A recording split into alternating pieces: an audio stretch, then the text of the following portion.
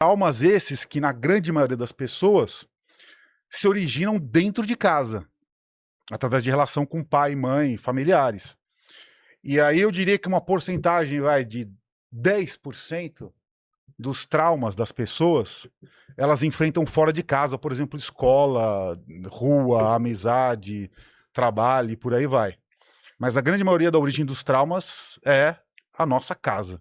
E o seu medo quando você... Imagino que você tenha ido na causa, né? Porque a gente tem a tendência de tratar sintoma, mas quando a gente quer curar, tem que ir na causa. Isso, você tá sabendo já. E o que você tinha medo do que especificamente, além de falar em público? Era algo como, eu tenho medo de me relacionar de modo geral, consequentemente o público é mais tenso, ou era simplesmente de ser visto por vários olhos? Na verdade é o seguinte, como é que funciona, né? É como se fosse um iceberg. No iceberg você tem uma parte visível, que é pequena, e você tem uma parte gigantesca, na verdade, que é que está submersa. Os medos que a gente identifica no nosso dia a dia, normalmente eles são só a ponta do iceberg, são os medos visíveis. Por exemplo, falar em público é um medo visível. Qual que é o medo mais profundo que está enraizado? É medo de humilhação, medo de julgamento, medo de isolamento. Eu chamo isso de medos primordiais. Que a gente tem medo que as pessoas se isolem da gente através do julgamento que fazem de algo que a gente está performando na nossa vida. Então, por exemplo, eu estou falando aqui agora, certo? Se o meu medo ainda tivesse manifestado, eu estaria julgando as minhas falas, quem que está me assistindo agora, lá em casa, se estão concordando com o que eu falo ou não, a forma como você me observa, a forma como eu respondo para você, eu ficaria intimidado com o seu técnico também. Então, qualquer tipo de julgamento que me leve a uma humilhação e que no final me coloque numa posição de isolamento das pessoas, isso vai se refletir num medo superficial. Normalmente a gente só consegue chegar nesse medo superficial. Por isso que é preciso um processo terapêutico de investigação mais profundo para entender a origem do trauma. E como que você identifica o que é o julgamento tecnicamente negativo, como você está colocando, do de admiração? O julgamento de admiração? Por exemplo, se você está sendo olhado, Sim. Como você sabe que aquela pessoa tá? Ou você sempre acha? Isso é mania de perseguição, como se fosse? Sim, assim... Porque a pessoa pode estar te olhando e o medo é sobre te olhar e ponto, e te observar e ficar... O que a pessoa tá pensando de mim? Ou Exatamente. É medo de... Ela tá me olhando, ela tá pensando mal? Normalmente, todo medo, ele é baseado numa projeção futura e na nossa ignorância sobre aquilo que a gente não entende do outro. Normalmente, para ser um medo, tem que ser um julgamento de algo negativo, ou seja, vão me julgar negativamente. Senão você não teria medo. E eu vou sofrer um prejuízo disso. Entendi. Né? O oposto disso seria o desenvolvimento de um ego exacerbado ou até mesmo um auto-narcisismo, por exemplo. E o próprio medo é um ego, então? Sim, sem dúvida, sem dúvida. Porque envolve uma ilusão, né? Envolve uma ilusão.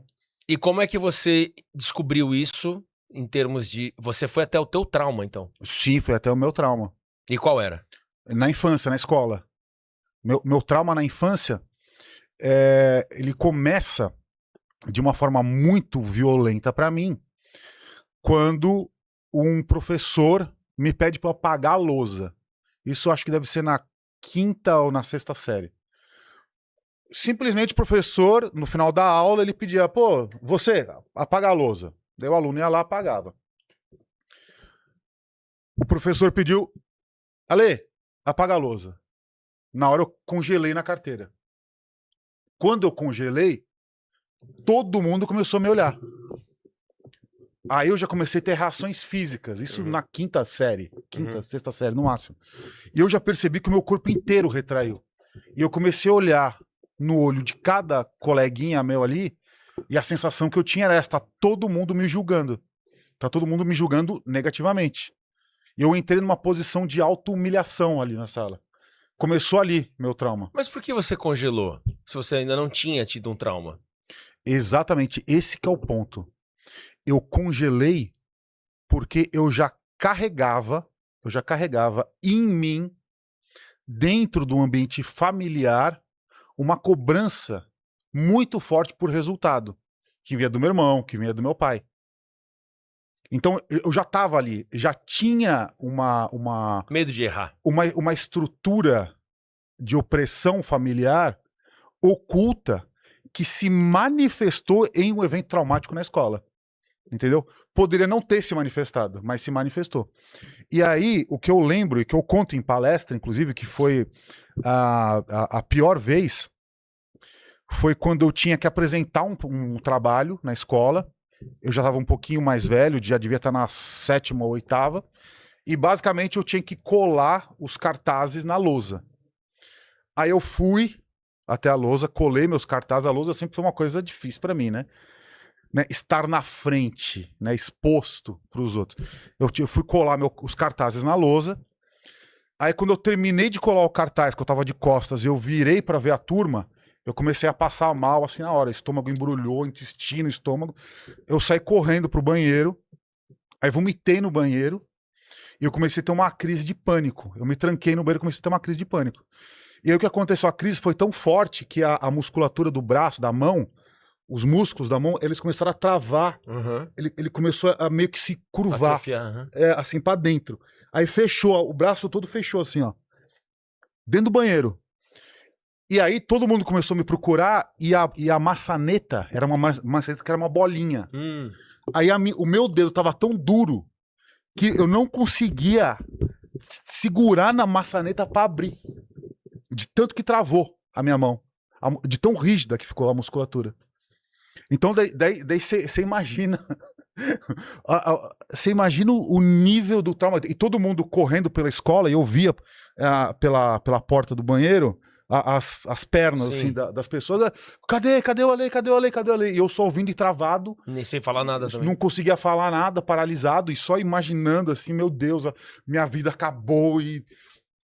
Então, assim, foi uma coisa foi bem difícil, assim, foi bem traumático. Eu carreguei isso até os 40 anos, até agora, até meus 40 anos de vida. Eu levei literalmente 40 anos para me libertar de um trauma de infância. E na época, os seus pais sabiam disso? Não, lógico que não. E quando você passou mal na escola, o que foi dito pra eles? Nada, meio que nada, assim. Nada, seu filho teve embrulhou o estômago, teve um enjoo. Nada. E você era popular entre os seus amigos ou você era... Não, lógico que não. Não, eu pergunto porque às vezes mesmo você sendo querido, etc, você tinha essa questão íntima como querido. Sim. E aí colocou-se adiante e aí você entra em pânico. Agora, se você já era uma pessoa que era mais excluída... Com certeza. Então também vai mais além ainda. Sim. Por que você era tão excluído antes até? Não, eu sempre fui estranho. Na verdade, eu sou neurodivergente. Em várias... Diagnosticado. Em várias áreas da mente, cognitivas. Né? Então, sempre pra mim, tudo era muito diferente do que era pras outras crianças. E essa estranheza transparecia. Entendi. Né? Então, assim, eu sofria bullying direto, enfiava minha cabeça na privada da escola. Eu lembro que uma vez que também foi bem... que me marcou bastante, foi uma vez em que um menino, tipo um valentão, né, que é o termo que é usado, um valentão, que era um menino mais velho. O bullying da época era valentão. O cara, esse menino, ele me ergueu pela cabeça. Eu fiquei suspenso com o pescoço esticado gigante. Ele me ergueu no meio do lanche, assim, do recreio, sabe? E aí eu via o olhar das pessoas apavoradas, olhando assim, o meu pescoço devia estar esticado, sei lá. O cara me ergueu pela cabeça, ele era um menino forte. Ele era um repetente. Sei. Deve ter, sei lá, ele devia... Ele era... E assim, eu era 2 anos mais novo do que todo mundo. E ele provavelmente era 2 anos mais velho. Tipo, 4 anos a mais que você. Exato. Ele era muito grande, era forte. Era aquele típico garoto de filme americano, que usa aquelas jaquetas de futebol e é bom no esporte, as menininhas... É o jock, chama. É isso. Era esse típico cara. Ele era forte. Aí o cara me ergueu pela cabeça, assim, no meio do recreio, assim, eu vi todo mundo olhando. E assim, aquilo me marcou muito também, assim. Foi um ato de humilhação muito forte. Quando você fala da cobrança que você tinha, e até de maneira oculta que ficou isso dentro de você... Sim. dentro de casa, porque isso é importante para as pessoas, é muito legal esse relato, eu sei que você comenta em palestras, mas é importante para pessoas que não sabem disso ainda, inclusive eu, ouvindo. Quando você fala sobre a sua família, Aham.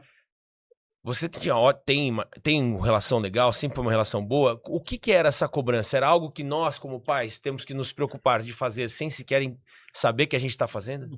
Com certeza. Assim, eu falo isso com uma certa frequência, mas é preciso ter cuidado para quem escuta, porque é o seguinte: o ambiente familiar ele é extremamente opressor e as piores humilhações da vida normalmente você passa dentro da família. Então, só que assim, é, existe um viés espiritual nisso que é bem profundo.